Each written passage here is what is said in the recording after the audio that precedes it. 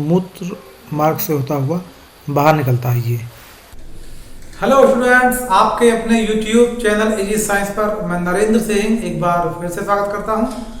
आज की इस वीडियो में हम लोग अध्ययन करने वाले हैं विभिन्न प्रकार की ग्रंथियां, अर्थात अंतःस्रावी ग्रंथि, बहिर्स्रावी ग्रंथि और मिश्रित ग्रंथि। इसके साथ साथ हम ये भी अध्ययन करेंगे कि ये ग्रंथियां शरीर के किस स्थान पर होती हैं और इन ग्रंथियों से कौन कौन से हार्मोन स्रावित होते हैं।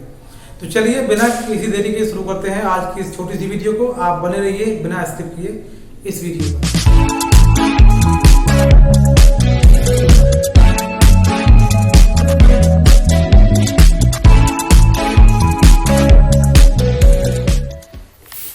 हार्मोन्स या ग्रंथिरस। हार्मोन्स कोशिकाओं तथा ग्रंथियों से स्रावित होने वाले ऐसे जटिल कार्बनिक पदार्थ हैं जो सजीवों में होने वाली विभिन्न क्रियाओं जैसे विकास, वृद्धि, प्रजनन एवं मूड आदि को नियंत्रित या प्रभावित करते हैं। हार्मोन सामान्यतः अपने उत्पत्ति स्थल से दूर की विशिष्ट कोशिकाओं या ऊतकों में कार्य करते हैं। इन विशिष्ट कोशिकाओं को लक्ष्य कोशिका या टारगेट सेल कहते हैं, यानी जिन कोशिकाओं पर ये हार्मोन्स कार्य करते हैं उन कोशिकाओं को हम लक्ष्य कोशिका या टारगेट सेल कहते हैं। हार्मोन्स की सूक्ष्म मात्रा भी अधिक प्रभावशाली होती है तथा इन्हें शरीर में अधिक समय तक स्टोर करके नहीं रखा जा सकता। अतः कार्य समाप्ति के पश्चात ये हार्मोन्स नष्ट हो जाते हैं और उत्सर्जन के द्वारा शरीर से बाहर निकाल दिए जाते हैं। हार्मोन्स को हम रासायनिक दूत या संदेशवाहक यानी मैसेंजर भी कहते हैं। ध्यान रखेंगे, सवाल पूछता है कि रासायनिक दूत या संदेशवाहक किसे कहा जाता है, तो हार्मोन्स को हम रासायनिक दूत या संदेशवाहक कहते हैं। एंजाइम्स। एंजाइम्स प्रोटीन से बने हुए जैविक उत्प्रेरक होते हैं जो जैव रासायनिक अभिक्रिया की दर को परिवर्तित कर देते हैं। इनका अणुभार हार्मोन से अधिक होता है तथा इनका उत्पादन बाह्य स्रावी ग्रंथियों के द्वारा होता है। ये नलिकाओं के द्वारा कार्यस्थल तक यानी टारगेट सेल्स तक यानी लक्ष्य कोशिका तक पहुंचाए जाते हैं। एंजाइम्स सजीव कोशिकाओं में ही निर्मित होते हैं। एंजाइम कार्य करने के पश्चात नष्ट नहीं होते तथा इनका पुनः उपयोग किया जा सकता है। अधिकांश एंजाइम कोशिका के अंदर ही कार्य करते हैं जहां वो निर्मित होते हैं। ऐसे एंजाइम अंतः एंजाइम कहलाते हैं।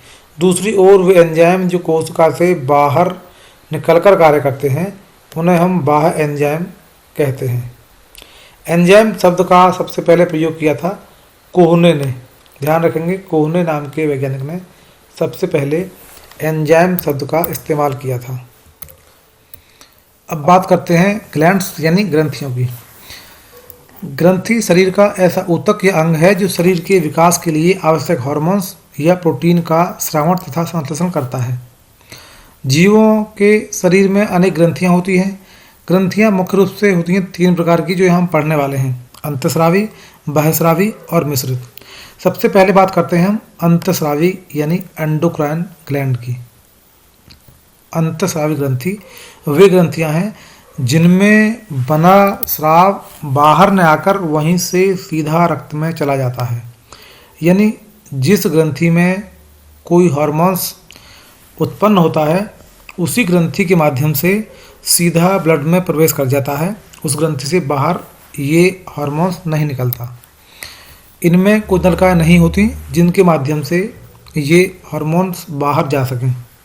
इसलिए इन ग्रंथियों को हम नलिका विहीन ग्रंथियां भी कह देते हैं, क्योंकि इन ग्रंथियों में कोई नलिका नहीं होती हार्मोन्स को बाहर ले जाने के लिए। ये मस्तिष्क के निर्देश के अनुसार हार्मोन्स को उत्पादों को सीधे रक्त में प्रवाहित करती हैं। यानी जो हार्मोन्स प्रोड्यूस होते हैं उनको मस्तिष्क के दिशा निर्देश के अनुसार ही ब्लड में प्रवाहित करती हैं। यकृत, पिट्यूटरी ग्रंथि यानी पीयूष ग्रंथि, थायराइड ग्रंथि और अधिवक्र यानी एड्रिनल ग्रंथि, ये सभी ऐसी ग्रंथियां हैं जिन्हें हम अंतःस्रावी ग्रंथि कहते हैं। ध्यान रखेंगे, ये सब हैं अंतःस्रावी ग्रंथि। अब बात करते हैं बाह्य स्रावी ग्रंथि यानी एक्सोक्राइन ग्लैंड। वे ग्रंथि जिनमें बना हुआ स्राव यानी हार्मोन्स वाहिनी यानी नलिकाओं के द्वारा बाहर जाता है। यानी ग्रंथियों से बनने वाला हार्मोन्स या स्राव नलिकाओं के माध्यम से टारगेट सेल या लक्ष्य कोशिकाओं तक पहुंचता है, ग्रंथियों से बाहर जाता है। आंसू ग्रंथि, लाल ग्रंथि, स्तन ग्रंथि सभी बाह्य स्रावी ग्रंथियां हैं। सी नंबर पे आता है मिश्रित ग्रंथि यानी मिक्स्ड ग्लैंड। ये ऐसी ग्रंथियां हैं जो एक तरीके दोनों प्रकार कार्य करती हैं। इनमें जो हार्मोन्स बनता है वो सीधे ग्रंथि से ही रक्त में चला जाता है और वाहिनियों के माध्यम से या नलिकाओं के माध्यम से ग्रंथि से बाहर दूर की कोशिकाओं तक भी जाता है। ये ग्रंथि दोनों कार्य करती हैं, अंतःस्राविकावी और बाह्यस्राविकावी। इसलिए ऐसी ग्रंथियों को हम कहते हैं मिश्रित ग्रंथि। अग्नाशय, टेस्टिस या ओवरी, ये तीनों जो ग्रंथियां हैं ये मिश्रित ग्रंथियां हैं। देखिए यहाँ देखिए चित्र में आप दो चित्र हैं मेल फीमेल्स के। इसमें जो ग्रंथियां हैं इनको हम विस्तार पूर्वक पढ़ने वाले हैं आगे। ये ओवरी और यूट्रस तथा टेस्टिस, ये तीन ग्रंथियां ऐसी हैं जो दोनों में एक समान नहीं होती, यानी कुछ ग्रंथियां केवल मेल्स में होती हैं, कुछ केवल फीमेल्स में होती हैं। इनमें ओवरी और यूट्रस केवल फीमेल्स यानी महिलाओं में होता है और टेस्टिस केवल मेल यानी पुरुष में होता है। इसके ऊपर जो बाकी ग्रंथियां हैं पेनक्रियास से लेकर के हाइपोथैलेमस तक, वो सभी ग्रंथियां दोनों में समान रूप से होती हैं। चलिए एक एक करके अध्ययन करते हैं इन सभी का।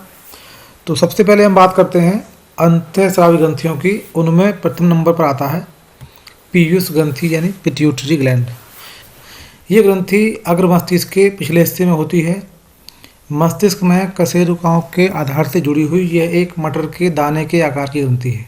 ध्यान रखेंगे इसका आकार होता है मटर के दाने के बराबर, यानी बहुत छोटी ग्रंथि है। यह विकास और चयापचय को भी प्रभावित करती है, साथ ही अन्य अंतःस्रावी ग्रंथियों को कंट्रोल करती है। इसलिए इस ग्रंथि को हम मास्टर ग्लैंड या मास्टर ग्रंथि भी कहते हैं। यह सबसे छोटी अंतःस्रावी ग्रंथि है। ध्यान रखेंगे पीयूष ग्रंथि अंतःस्रावी ग्रंथियों में सबसे छोटी होती है और इसे मास्टर ग्लैंड भी कहा जाता है। इसका आकार मटर के दाने के लगभग बराबर होता है। अब बात करते हैं इसके कार्य की। तो यह ग्रंथि वैसोप्रेसिन तथा ऑक्सीटोसिन हार्मोन्स का स्राव करती है।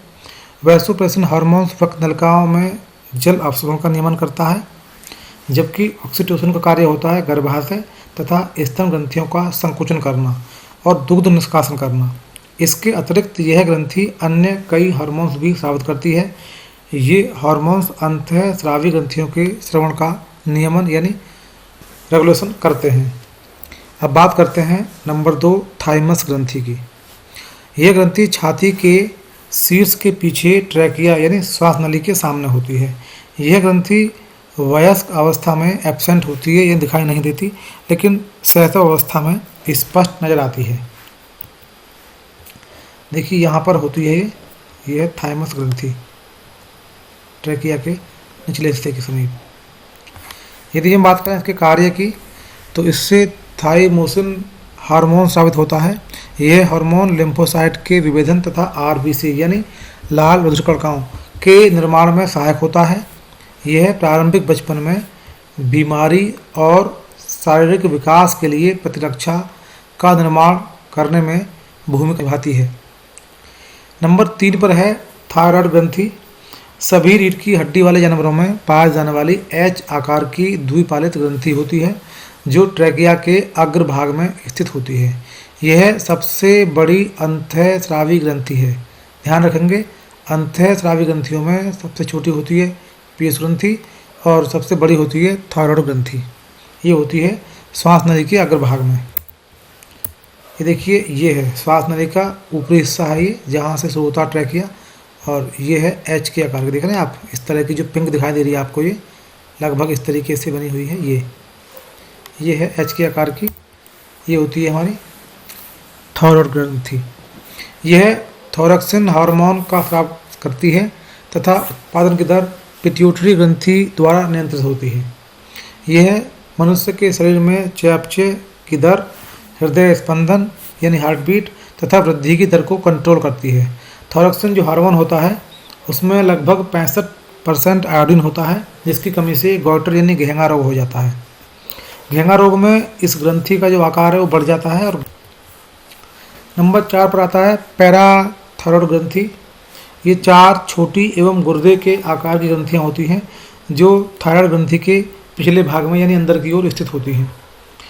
कार्य की हम बात करें तो इनका कार्य जो होता है वो मुख्य रूप से कैल्सिटोसिन हार्मोन्स का स्राव करना होता है, और ये हार्मोन जो होता है रक्त में कैल्शियम आयन तथा फॉस्फेट आयन को नियंत्रित करते हैं। अस्थि एवं दांत के निर्माण में भी सहायक होते हैं ये हार्मोन्स। नंबर 5 पर है अधिवृक्क यानी एड्रिनल ग्लैंड। ये ग्रंथि किडनियों के ऊपरी भाग में होती है, टोपी के आकार की संरचना होती है। अधिवृक्क ग्रंथि को 2 भाग एड्रिनल मेडुला और एड्रिनल कॉर्टेक्स में विभाजित किया गया है। ये देखिए, ये आप देख रहे हैं, ये किडनी है और किडनी के ऊपर जो आप देख रहे हैं संरचना ये हल्के पीले रंग की, ये है एड्रिनल ग्लैंड। ये संरचना, ये एड्रिनल मेडुला से एड्रिनोल तथा नॉर एड्रिनोलिन हार्मोन स्रावित होते हैं जो हृदय गति, श्वसन गति तथा पेशीय संकुचन को बढ़ाते हैं। इससे शरीर विपरीत परिस्थितियों में उग्र प्रतिक्रिया करने के लिए तैयार रहता है, जबकि एड्रिनल वल्कुट से निम्न स्टीरॉयड्स हार्मोन स्रावित होते हैं। ये 3 मुख्य रूप से मिनरेलोकॉर्टिकॉइड्स। इसका कार्य नेफ्रॉन में सोडियम का अवशोषण बढ़ाना तथा पोटेशियम का अवशोषण कम करना होता है। यानी नेफ्रॉन के अंदर सोडियम और पोटेशियम का जो अवशोषण होता है उसको ये बैलेंस रखते हैं। नंबर 2 होता है ग्लूकोकॉर्टिकॉइड्स। इसका कार्य ग्लूकोज तथा प्रोटीन तथा वसा के उपापचय में वृद्धि करना होता है। नंबर 3 होता है लिंग हार्मोन। अल्प मात्रा में स्रावित होता है ये, और इनका प्रभाव भी अल्प होता है। जनांग अंगों के विकास में ये महत्वपूर्ण भूमिका निभाते हैं। करते हैं हम शरीर में उपस्थित बाह्य स्रावी ग्रंथियों की। उनमें सबसे प्रमुख होती है लार ग्रंथियाँ। मानव तथा अधिकांश जानवरों के मुंह में 3 जोड़े यानी 6 लार ग्रंथियाँ होती हैं। इन्हें पैरोटॉइड, सबमंडिबुलर तथा सबलिंगुअल ग्रंथियाँ कहा जाता है। ये मुंह में लार बनाती हैं। इनका मुख्य कार्य जो होता है वो होता है मुंह में लार उत्पादन करना। लार जो होती है वो पानी के जैसा एक झागदार पदार्थ होता है। इसको हम सामान्यतः राल, थूक, ड्रुल अथवा स्लोबर नाम से भी जानते हैं। लार उत्पादन और स्राव 3 में से एक ग्रंथि से होता है, और मानव लार में लगभग 98% पानी होता है और 2% के आसपास अन्य यौगिक जैसे इलेक्ट्रोलाइट, एमाइलेज आदि होते हैं। जीवाणुरोधी यौगिक तथा एंजाइम होते हैं। इसमें मुख्य एंजाइम टॉयलिन होता है। लार से भोजन नम बनता है, जिससे इसे चबाने और निगलने में हेल्प मिलती है। टॉयलिन ही होता है जो भोजन को लुगदी बना देता है चबाने पर। अब बात करते हैं स्तन ग्रंथि यानी मेमरी ग्लैंड की। स्तनधारी वर्ग के मादा जंतुओं के शरीर की एक विशेष ग्रंथि है। यह दूध का श्रवण करती है जो नवजात शिशु के लिए पोषक आहार होता है। स्तन ग्रंथियों को त्वचा ग्रंथि माना जाता है, क्योंकि त्वचा की तरह ही इनकी भ्रूणीय उत्पत्ति भी वजन स्तर की वृद्धि से होती है। अब बात करें कार्य की, तो प्रसव के समय स्तन ग्रंथियां पूर्ण रूप से विकसित हो जाती हैं और दूध स्रावित करने में सहायता करती हैं। स्तन ग्रंथियों की कोशिकाएं दूध और कोलेस्ट्रॉल स्रावित करने में समर्थ होती हैं, जो अवकाशिका में एकत्र होते हैं, और इस कारण स्तन में फैलाव यानी एक्सपेंशन भी होता है। नंबर 3 है प्रोस्टेट ग्लैंड यानी पौरुष ग्रंथि। प्रोस्टेट ग्रंथि मूत्राशय की ग्रीवा के नीचे मूत्र मार्ग के इर्द गिर्द मौजूद होती है। यह अखरोट के आकार के बराबर की होती है और केवल पुरुषों में ही होती है। जैसे कि मैंने अभी बताया था कि कुछ ग्रंथियां केवल महिलाओं में होती हैं, कुछ केवल पुरुषों में। देखिए, कुछ जूम किया है मैंने आपके लिए चित्र। ये आपका है मूत्राशय, जहाँ आपका यूरिन इकट्ठा होता है। ये यूरिन इस रास्ते से मूत्र मार्ग से होता हुआ बाहर निकलता है। ये मूत्राशय के नीचे ठीक यहाँ जो आप देख रहे हैं, ये जो ग्रंथि है ये है प्रोस्टेट ग्रंथि। ये यहाँ ये होती है लगभग अखरोट के आकार की। तो पौरुष ग्रंथि केवल पुरुषों में होती है मूत्र इसी ग्रंथि के माध्यम से पारित होता है। कार्य की हम बात करें तो प्रोस्टेट ग्रंथि एक दूधिया तरल पदार्थ प्रोस्टेटिक स्राव बनाता है जो शुक्राणुओं के लिए भोजन के रूप में काम आता है। यह शुक्राणुओं तथा अन्य तरल पदार्थों से मिलकर बना होता है जिसे हम शीमन या वीर्य भी कहते हैं। यौन शक्ति से संबंधित मानव शरीर के सामान्य कार्य के लिए यह स्राव आवश्यक है। नंबर 4 पर है लिवर यानी यकृत। पेट के दाहिने ऊपरी हिस्से में डायफ्राम के नीचे स्थित होता है। मानव शरीर की सबसे बड़ी ग्रंथि है। ध्यान रखेंगे, सबसे बड़ी ग्रंथि का नाम पूछता है कई बार, तो आप लिखेंगे यकृत। देखिए ये मैं अलग से पढ़ा चुका हूँ आपके लिए। वैसे ये जो दिख रहा है आपको ब्राउन रंग का, ये पूरा है आपका यकृत यानी लिवर। ये इसके नीचे एक थैली होती है, दिखा रखी है हरे रंग की छोटी सी, ये इसमें इकट्ठा होता है आपका पित्त आकर के, और इससे ये ड्यूडेनम में आवश्यकता के अनुसार पहुंचता रहता है। ये अब बात करते हैं नंबर 5 अश्रु ग्रंथि यानी लैक्रिमल ग्लैंड की। लैक्रिमल एक ऐसी ग्रंथि है जो मानव नेत्र में आंसुओं की जलीय परत का स्राव करती है। यह प्रत्येक आंख के बाहरी तरफ स्थित होती है। यदि हम बात करें कार्य की तो आंसू के रूप में स्रावित होने वाले द्रव में मुख्य रूप से पानी, इलेक्ट्रोलाइट्स जैसे sodium, potassium, calcium, chloride, magnesium, bicarbonate आदि होते हैं। प्रोटीन्स यानी लाइसोजाइम, लैक्टोफेरिन या लिपोकेलिन तथा म्यूकिन्स या लिपिड होता है। आँख को बचाने, आँख को लुब्रिकेंट यानी तरल रखने के लिए आंसुओं का उत्पादन लगातार होता रहता है। रोते समय लैक्रिमल ग्रंथि इन आंसुओं का अधिक मात्रा में स्राव को भी प्रभावित करती है। अब बात करते हैं मनुष्य के शरीर में उपस्थित मिश्रित ग्रंथियों की। इनमें सबसे पहले आती है अग्नाशय यानी पेनक्रियाज। इसके संबंध में अलग से वीडियो उपलब्ध है, आप लिस्ट में जाकर देख सकते हैं। ये पेट के पास स्थित होती है, लगभग 15 सेंटीमीटर का आकार होता है और देखने में पेड़ के पत्ती के समान दिखाई देती है। यदि हम बात करें कार्य की तो अग्नाशय रस को पाचन तंत्र में स्रावित करती है। इसमें लैंगरहैंस की दीपिकाएँ शामिल होती हैं। अग्नाशय रस पूर्ण रूप से पाचक रस होता है जो प्रोटीन, कार्बोहाइड्रेट और वसा के पाचन में हेल्प करता है। इसमें मुख्य हार्मोन होता है ग्लूकागॉन तथा इंसुलिन। इंसुलिन हार्मोन ग्लूकोज को ग्लाइकोजन में तथा ग्लाइकोजेनेसिस, जबकि ग्लूकागॉन हार्मोन ग्लाइकोजन को ग्लूकोज में, जिसे हम कहते हैं ग्लाइकोजिनोलाइसिस, बदलता है। ये बता चुका हूँ मैं आपको विस्तार पूर्वक उस वीडियो में। इंसुलिन हार्मोन की कमी हो जाने पर डायबिटीज़ यानी मधुमेह रोग हो जाता है। नंबर 2 पर हम बात करते हैं जनन ग्रंथियों की, जिसे हम बोलते हैं गोनेट्स। मानव में प्रजनन के लिए जननांग होते हैं जो स्त्रियों और पुरुषों में भिन्न भिन्न होते हैं। पुरुष और महिला के शरीर में मौजूद इन प्रजनन ग्रंथियों को हम निम्न प्रकार से पढ़ सकते हैं। नंबर 1 आता है अंडकोश या वसनकोश, जिसे हम बोलते हैं टेस्टिस। पुरुषों में लिंग के नीचे 2 थैलीनुमा संरचनाएं होती हैं जिन्हें अंडकोश या वसनकोश कहते हैं। इनमें उपस्थित वृषण टेस्टोस्टेरोन हार्मोन स्रावित करते हैं। ये हार्मोन शुक्राणु का निर्माण करते हैं और जननांगों की परिपक्वता में सहायक होते हैं। अंडाशय या डिम्ब ग्रंथि, जिसे हम ओवरी कहते हैं, ये केवल महिलाओं में होती है।